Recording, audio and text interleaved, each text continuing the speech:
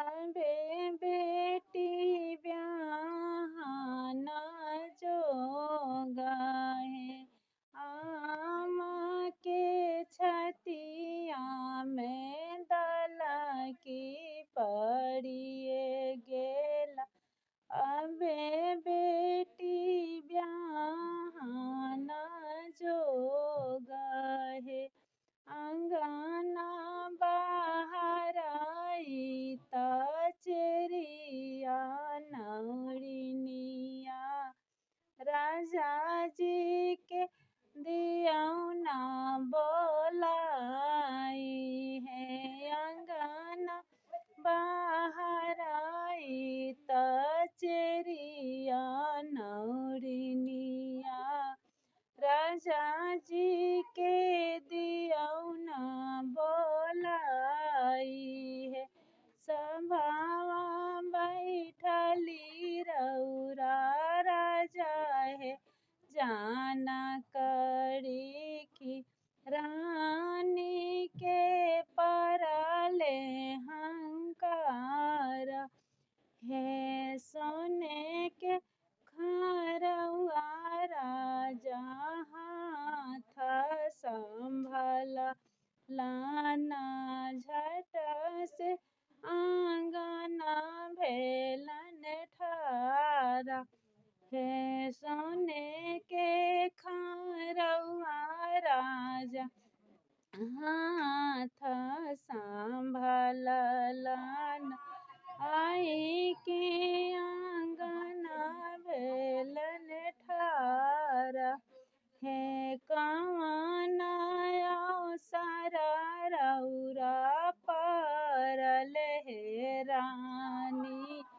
सभा में परल हंकार है। नवा महीना बेटी के ओद्रा में रखली। 10 सोवा दूधवा पियाई है। 12 बरिस दिया के अचरा में रखली। अचरा में रखली। अबे बेटी ब्याहना जोगा है। जाहि दिन आया है राजा बेटी जन्म लेली। नगरा में परल हंकार है। नौआ हंकारी भेला ब्राह्मण हंकारी भेला। कल जोड़ी करू परनाम है।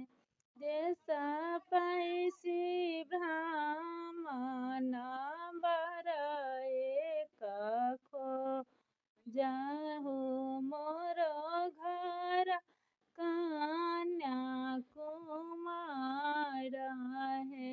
देश पैसी आहे ब्राह्मण बर एक खो जाहु मोर घर कन्या कुमार है।